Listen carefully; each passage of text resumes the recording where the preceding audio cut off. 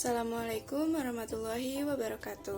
Saya Andini Oktavelia Putri dengan NPM 205060043 kelas 5B akan memaparkan materi mengenai pendekatan, strategi, dan model pembelajaran matematika.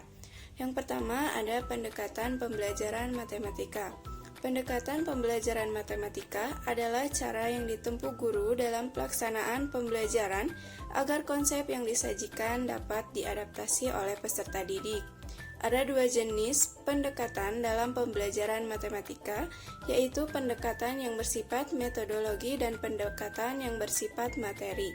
Pendekatan material yaitu pendekatan pembelajaran matematika di mana dalam penyajikan konsep matematika melalui konsep matematika lain yang telah dimiliki siswa. Misalnya, untuk menyajikan penjumlahan bilangan menggunakan pendekatan garis bilangan, atau untuk menyajikan konsep penjumlahan bilangan pecahan yang tidak sejenis digunakan gambar atau model. Pendekatan metodologi berkenaan dengan cara peserta didik mengadaptasi konsep yang disajikan ke dalam struktur kognitifnya, yang sejalan dengan cara guru menyajikan bahan tersebut. Yang kedua, ada metode pembelajaran matematika. Metode mengajar adalah cara guru mengajar yang dapat digunakan untuk mengajarkan setiap bahan pelajaran. Metode mengajar masih bersifat umum, misalnya metode ceramah, tanya jawab, metode penemuan, dan lain-lain. Teknik mengajar merupakan cara mengajar yang memerlukan keahlian khusus. Beberapa metode atau teknik pembelajaran matematika yaitu ada ceramah ekspositor, yang kedua tanya jawab, yang ketiga permainan, yang keempat demonstrasi, yang kelima laboratorium, yang keenam latihan atau drill praktik, yang ketujuh penemuan atau discovery inquiry, yang kedelapan ada penugasan, yang kesembilan diskusi, kesepuluh kegiatan lapangan, dan yang kesebelas ada simulasi. Yang ketiga ada strategi pembelajaran matematika. Strategi adalah serangkaian tindakan yang bertalian secara konsisten dan tindakan-tindakan tersebut secara konseptual terpadu dengan tujuan-tujuan yang hendak dicapai. Strategi pembelajaran adalah pendekatan yang digunakan guru dalam menggunakan informasi, memilih sumber-sumber, dan mendefinisikan peran peserta didik. Dalam konteks pendekatan dan sistem pembelajaran, strategi berkaitan dengan cara penyajian materi dalam lingkungan pembelajaran yang meliputi sifat, ruang lingkup, dan urutan peristiwa yang memberikan pengalaman-pengalaman pendidikan. Strategi pembelajaran tersusun atas metode-metode dan teknik-teknik atau prosedur-prosedur yang akan memungkinkan pembelajaran untuk mencapai tujuan-tujuan belajar. Menurut Atwi Suparman, bahwa strategi pembelajaran meliputi komponen-komponen sebagai berikut.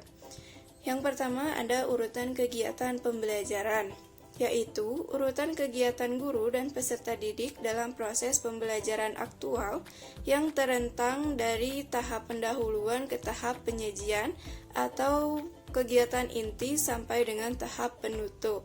Yang kedua ada metode pembelajaran, yaitu cara guru mengorganisir dan menyajikan isi pelajaran dan cara guru mengorganisir peserta didik atau kelas dan menggunakan media pembelajaran pada setiap tahap pembelajaran. Yang ketiga ada media pembelajaran, yaitu peralatan dan bahan pembelajaran yang digunakan guru dan peserta didik pada setiap tahap kegiatan pembelajaran. Yang selanjutnya ada jenis strategi pembelajaran. Gerlach dan Ellie pada tahun 1980 mengungkapkan adanya dua jenis strategi pembelajaran, yaitu pendekatan expository atau expository approach dan pendekatan inquiry atau inquiry approach. Strategi expository biasanya digunakan guru untuk menyajikan materi pelajaran dengan maksud menyampaikan informasi kepada para peserta didik melalui penjelasan atau melalui demonstrasi. Setelah itu, guru mengecek, menerima ingatan dan pemahaman peserta didik mengenai informasi yang telah diterimanya. Strategi inquiry merupakan strategi pembelajaran di mana peserta didik didorong dan diberi kesempatan untuk mencari dan menemukan serta merumuskan konsep diri. Oleh sebab itu, metode-metode pembelajaran yang sering digunakan dalam strategi inquiry adalah metode eksperimen, diskusi kelompok, pemecahan masalah, dan tanya jawab. Yang keempat, ada model pembelajaran matematika. Model juga dapat ditafsirkan sebagai suatu contoh konseptual atau prosedural dari suatu program, sistem, atau proses yang dapat dijadikan acuan atau pedoman dalam rangka memecahkan suatu masalah atau mencapai suatu tujuan. Menurut Adrian Beng, Marilyn Henderson, dan Laurel tahun 1981 mengungkapkan ada 5 model pembelajaran dalam kontekstual perencanaan program. Yang pertama, ada model analisis konsep atau konsep analisis model. Model ini digunakan untuk membelajarkan peserta didik mengenai bagaimana memproses informasi yang berkaitan dengan pelajaran. Hal ini berdasarkan asumsi bahwa peserta didik harus mempelajari semua konsep dasar yang terkandung dalam suatu mata pelajaran dan mereka harus diberi kesempatan praktik yang terarah mengenai klasifikasi dan diskriminasi. Yang kedua, ada model berpikir kreatif atau creative thinking model. Model ini dirancang untuk meningkatkan kefasihan, fleksibilitas, dan orisinilitas yang digunakan peserta didik untuk mendekati benda-benda, peristiwa-peristiwa, konsep-konsep, dan perasaan-perasaan. Yang ketiga, ada model belajar melalui pengalaman atau experiential learning model. Model ini memberikan kesempatan kepada peserta didik untuk memperlakukan lingkungan mereka dengan keterampilan-keterampilan berpikir yang tidak berhubungan dengan suatu bidang studi atau mata pelajaran khusus. Model ini menitik beratkan pada cara-cara peserta didik memproses informasi, pertumbuhan pribadi, dan keterampilan berinteraksi sosial. Yang keempat, ada model kelompok inquiry atau group inquiry model.